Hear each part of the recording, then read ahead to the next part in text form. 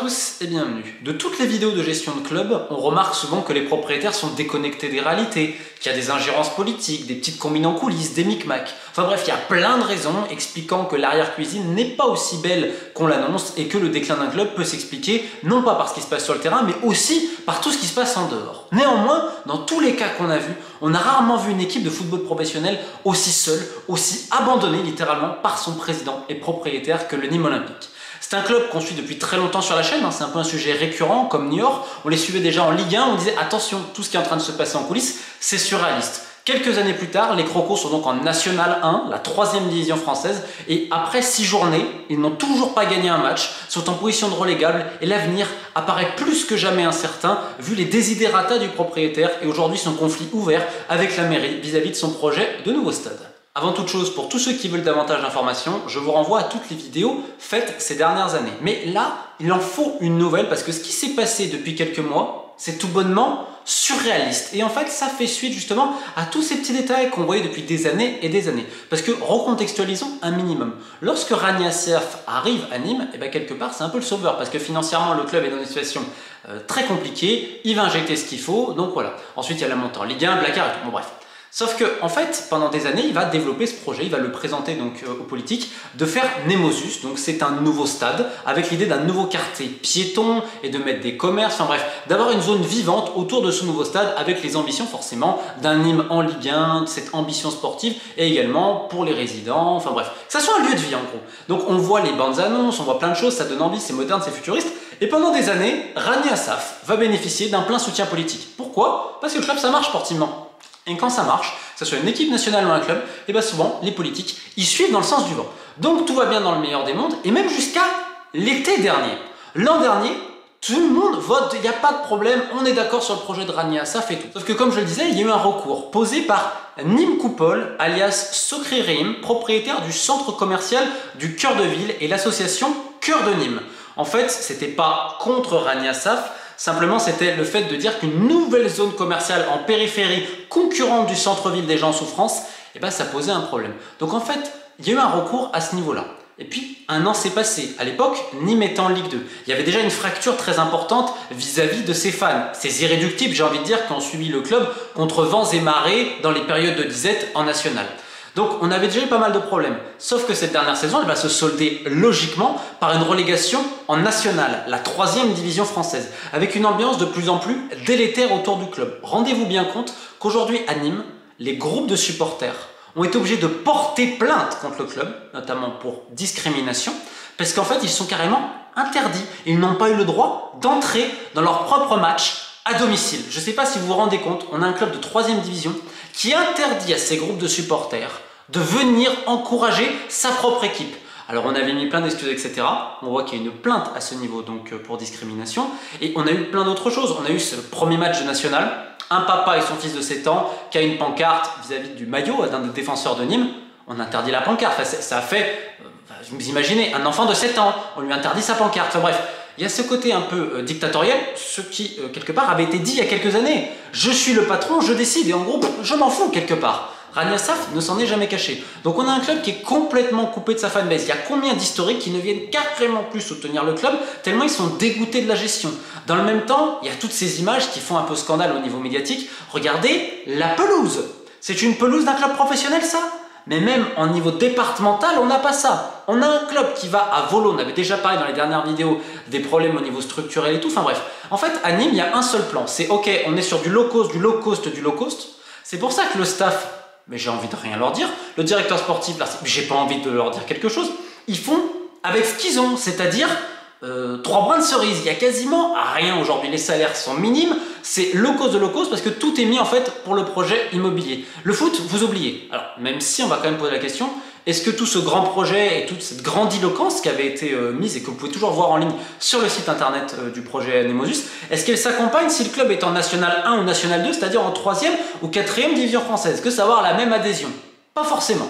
Donc dans cette ambiance brinque-ballante, chaoteuse, où c'est très compliqué, rendez-vous compte que le coach, M. Bompard, a dit, et même pas ironiquement, qu'il n'arrivait même pas à avoir son président. Ça fait des mois. En fait, il n'est pas là, il gère le club à distance. Alors des fois, on lui remonte des messages, etc.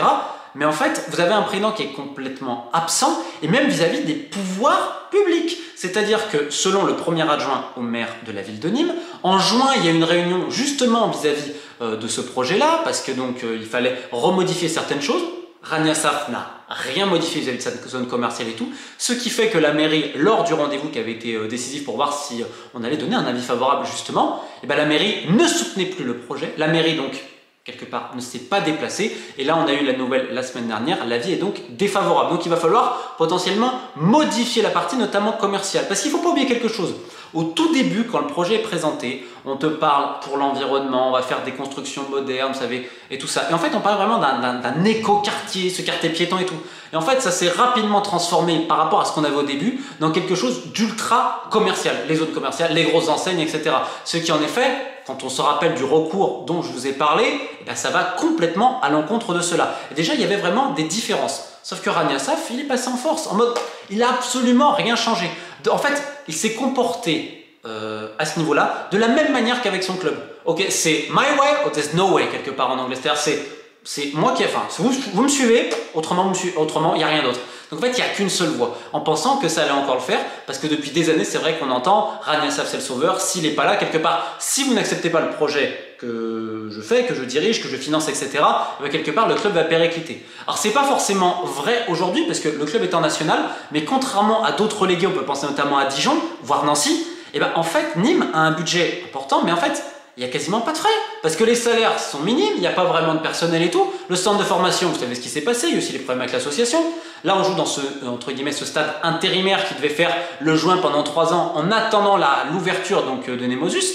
Donc quelque part, on n'a pas tellement de coûts de fonctionnement, donc ça peut continuer. Et dans le même temps, je le redis, tu as des intérêts étrangers pour Nîmes depuis très longtemps, notamment d'Angleterre et d'Espagne. Donc si jamais ça venait à péricliter, il y aurait potentiellement des repreneurs. Et dans le même temps, c'est ce revirement politique, alors certains l'appellent un volte-face, où là maintenant on entend « nous sommes en rupture totale de confiance avec Rania Saf ». Alors, certains vont dire que les municipales arrivent et que l'impopularité de Rania Saf, avec également certains slogans, en mettant en exergue que la mairie, quelque part, était complice de la gestion du Nîmes Olympique. Alors certes, c'est une entité privée, la mairie, le rappelle, elle n'a pas à s'ingérer là-dedans, ce qui est normal, c'est la loi. Néanmoins, elle a quand même soutenu mordicus le projet de Rania Saf pendant très longtemps. Et là, c'est quand même, c'est l'ironie, c'est là où tu vois le pouvoir du foot, on a ce revirement au moment où sportivement, le club descend.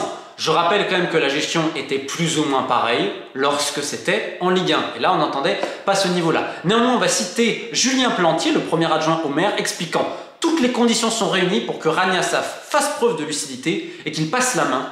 Force est de constater qu'il n'est plus l'homme de la situation. » Alors c'est rare, hein, on a eu des discours un peu similaires à Niort, maire, vis-à-vis des frères Hanouna, mais là de mémoire, on a peut-être eu ça aussi à Valenciennes avec l'ancien propriétaire Edis Diech, et là maintenant à Nîmes, on a un revirement complet, et là il n'y a plus aucun soutien au niveau politique. Le problème c'est qu'en fait il y a du flou, c'est que Rania Saf ne parle jamais, et même pour la mairie il est introuvable quasiment. Ça fait depuis juin qu'ils n'ont pas eu de réunion. Donc on est dans un club qui est complètement coupé de sa direction, c'est quelque part un poulet sans tête qui avance, et vous demandez aux joueurs complètement locaux, s'il y a des jeunes, on a ramené un staff, etc. Alors certes peut-être que le staff, c'est pas exceptionnel parfois, qu'il y a peut-être des problèmes et des tensions avec certains joueurs, c'est une réalité aussi. Néanmoins vous avez un coach qui est incapable de joindre son président. On a mis un directeur sportif, c'est vrai qu'il est assez proche du coach, Larcier Bompard, mais qui n'ont pas de budget, qui ne peuvent pas vraiment travailler. Donc je ne vais pas leur jeter la pierre du tout. La situation aujourd'hui, elle est très compliquée. Elle m'en exergue un autre point.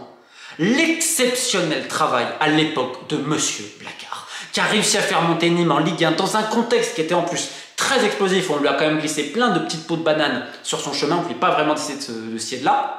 Quand tu vois ce qu'il a fait, vu comment le club est géré, tu dis bravo monsieur. Et ça a été les heures de gloire du Nîmes Olympique. Et aujourd'hui, quand vous avez un club qui se coupe volontairement de ses fans, c'est-à-dire aujourd'hui, on a cette plainte donc des 3 associations de supporters contre le club, notamment pour discrimination, ils n'ont plus le droit d'y aller, enfin bref, il y a tout ça. Et dans le même temps, ce qui est quand même assez marrant, c'est qu'on a Jean-Jacques Bourdin, très proche, qui défend toujours Rania Saf, hein, qui là maintenant, bon, on essaie de se rendre un peu plus compte vis-à-vis des fans, alors qu'avant, soi-disant, ils étaient insignifiants. Donc on a tous ces gens-là qui ont soutenu Rania Saf depuis le début, qui continuent de le faire. Et je rappelle un truc, regardez la bande-annonce du projet Nemosus du nouveau stade.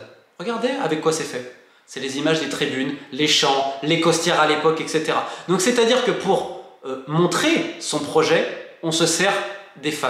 Et là aujourd'hui on est en 3e division, certains sont en effet excédés par la gestion, on leur interdit même l'entrée au stade. Je ne sais pas si on se rend compte à quel point c'est surréaliste. Alors bien évidemment, les fans, les fidèles des Crocos ne vont rien apprendre de particulier dans cette vidéo, quoique puisqu'aujourd'hui ils ont eu la stupéfaction de voir que Philippe Malige, ancien arbitre de Ligue 1, qui commande donc les matchs notamment du Nîmes Olympique, a été dégagé tout simplement de la boîte de production qui l'employait, puisque Rani Assaf s'est plaint en effet de ses commentaires et du fait qu'il jugeait, qu'il donnait son avis vis-à-vis de la gestion du club. Donc un coup de téléphone à la boîte de production qui est donc employée également par la fédération, et là bim bam boum. Alors on peut se poser aussi la question de comment la Fédération française de football peut tolérer cela. Je rappelle qu'elle nous vend toujours ses valeurs démocratiques ou que sais-je encore. Là, une personne évoque un avis sur la gestion du club, coup de téléphone, cette personne est dégagée, mais il pourra commenter ailleurs, je crois sur France Bleu régional, je ne sais pas trop exactement encore, mais en tous les cas c'est qu'on muselle la parole, on empêche aux gens de s'exprimer, même d'avoir des pancartes, tellement on a peur dans cette ambiance paranoïaque complètement low cost.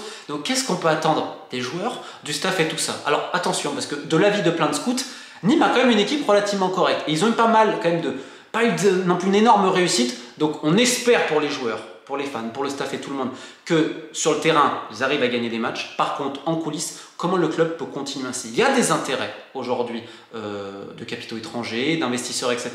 Mais Rani Assaf, depuis des années, il dit non, je ne veux pas vendre. Sauf que maintenant, son projet a pris du plomb dans l'aile. Est-ce qu'il va donc le repenser, sauf que ça va encore retarder de plus d'un an afin d'avoir un avis favorable? C'est une véritable question, surtout quand tu sais qu'aujourd'hui, les pouvoirs publics l'ont lâché pour une raison simple. C'est pas pour sa gestion, c'est tout simplement parce qu'aujourd'hui, c'est un déficit d'image à l'approche des municipales et parce que le Nîmes Olympique n'est plus en Ligue 1 mais en National. Et d'un coup, la vision qu'on peut avoir des dirigeants du foot change. Comme quoi, un but, une passe décisive ou un trophée, ça peut vous faire passer de héros à zéro, et ça vaut également pour les présidents. Bref, bon courage aux Nîmois, équipe de Faith.